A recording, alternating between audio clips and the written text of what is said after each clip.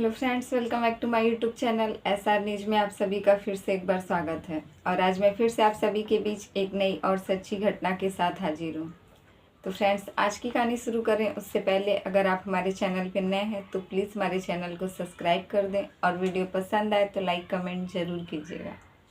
तो फ्रेंड्स, आज की जो घटना है यह चंडीगढ़ की एक लेडीज़ पुलिस कांस्टेबल की है, जो कि यह एक मामूली पुलिस कांस्टेबल नहीं रहती हैं, बल्कि इनकी पहुंच जो है बहुत बड़े बड़े आदमी नेताओं द्वारा इनका संपर्क था। यह महिला कांस्टेबल जो थी, इनका नाम था सपना, और इनकी शादी साल 2014 में इनके पति परविंदर से की गई थी। इनकी एक बेटी थी 8 साल की। सपना जो थी अपनी 8 साल की बेटी और अपने पति परविंदर के साथ बहुत ही हंसी खुशी के साथ मोहाली में अपने खुद के मकान में यह लोग रहते थे। सब कुछ अच्छा चल रहा था। अभी 11 मार्च को पंचकुला में एक मनसा देवी के मंदिर के पास से पुलिस को एक कार बरामद होती है, और उस कार में जैसे ही पुलिस वहाँ तक पहुँचती है, देखती है कि उस कार में पीछे की सीट पर एक महिला का जो है शव मिलता है। और वह महिला जो थी यही सपना, जो कि एक पुलिस कांस्टेबल थी, इनका शव रहता है।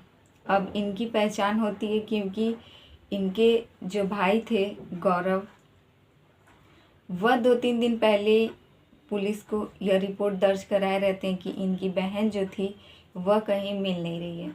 ना ही उनका फ़ोन लग रहा है, ना ही उनका घर पर कुछ अता पता चल रहा है।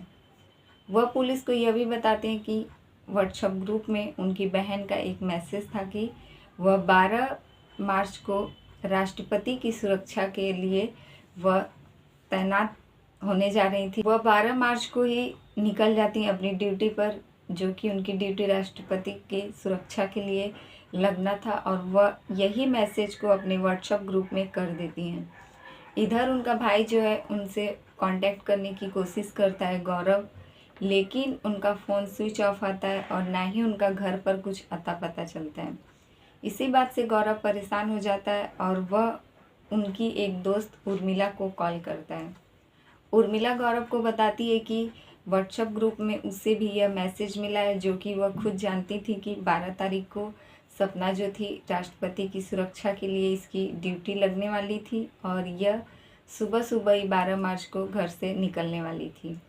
यह बात उसकी दोस्त उर्मिला को भी पता था, लेकिन वह बताती है कि सपना कई दिनों से बहुत ही ज़्यादा परेशान थी और वह उसी मनसा देवी मंदिर जाने के लिए कह रही थी, जहाँ की जिस मनसा देवी मंदिर के बाहर सड़क पर एक कार में उसका शव मिला है। वह कार किसी और की नहीं बल्कि उसके पति परविंदर और सपना के नाम पर था, लेकिन कार की चाबी जो है गायब थी। पुलिस का जो है सीधा शक उसके पति परविंदर पर ही जाता है। इधर उसका भाई गौरव भी पुलिस को यही बयान देता है कि कहीं ना कहीं इन सब के पीछे उसके बहन का जो पति है परविंदर, उसी का हाथ है। लेकिन पुलिस जो है बिना सबूत के किसी को इस प्रकार से दोषी नहीं ठहरा सकती। इसीलिए पुलिस जो है पहले उसके घर पहुंचती है और घर की तलाशी लेती है। घर की तलाशी लेने पे पता चलता है कि घर में जो सीसीटीवी कैमरा लगा हुआ है उसके तार को काट दिया गया था, और आसपास के बाहर एरिए में जितने भी सीसीटीवी कैमरे लगे हुए थे सबके तार को काट दिया गया था। इधर कार की चाबी भी गायब थी, ना ही परविंदर का फ़ोन लग रहा था। इस बात से पुलिस को भी अब थोड़ा शक होने लगता है और पुलिस जो है परविंदर को ढूंढने की पूरी कोशिश करती है। पंचकुला पुलिस ने परविंदर को जो है अम्बाला से गिरफ्तार कर लिया। परविंदर जो है अम्बाला से गिरफ्तार होता है और वह पुलिस के हत्थे चढ़ जाता है। अब परविंदर को जैसे ही पुलिस थाने लाती है और उससे सख्ती से पूछताछ करती है, तब वह पुलिस के सामने अपनी पूरी गुनाह की कहानी सुना देता है। वह बताता है कि वह जो है एक प्रकार से बहुत ही नशेड़ी किस्म का इंसान था। उसे नशे की लत लग चुकी थी और वह दिन रात इसी नशे में डूबकर बहुत ही ज़्यादा कर्ज में डूब चुका था। वह अपनी पत्नी सपना की बात को बिल्कुल भी नहीं सुनता था और आए दिन लोगों से उसे सट्टेबाजी और जुए खेलने की लत लग चुकी थी। हालांकि यह परविंदर जो था यह एक प्रकार से फौजी था, देश की सुरक्षा के लिए यह तैनात था, लेकिन इसने उसकी भी जो है मान सम्मान या ऐसा कोई भी इज्जत अपनी नौकरी को यह नहीं देता है। और यह एक फौजी होने के बावजूद भी इन सब गंदी आदतों का शिकार हो चुका था। परविंदर जो है इस प्रकार कर्ज में डूब चुका था कि उसे आए दिन यह सब करने की आदत हो चुकी थी। परविंदर जो अपनी पत्नी सपना के पैसे को भी अपने ही अय्याशी में खर्च करता चला जाता है। सपना बहुत रोकने की कोशिश करती है, लेकिन वह सपना की एक भी नहीं सुनता है और आए दिन दोनों के बीच बहुत ही ज़्यादा बहस और लड़ाई झगड़ा हुआ करता था। इसी बात से सपना बहुत तंग आ चुकी थी और एक दिन परविंदर उससे यह कहता है कि वह अब इस घर को भी बेच देगा और पूरे पैसे से अपना कर्ज ख़त्म कर कर यहाँ से कहीं दूर चला जाएगा।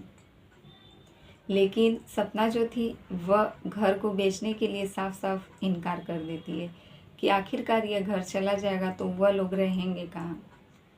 अब घर को बेचने की बात जैसे ही सपना मना करती है, परविंदर बहुत ही ज़्यादा गुस्से में आ जाता है और वह एक प्लान रचता है। और वह प्लान यह रचता है कि 10 मार्च को वह अपने घर पर अपनी पत्नी सपना के साथ डिनर करता है, जिसमें कि वह लोग केक, कोल्ड ड्रिंक और बहुत सारे ऐसे चीज़ खाते हैं।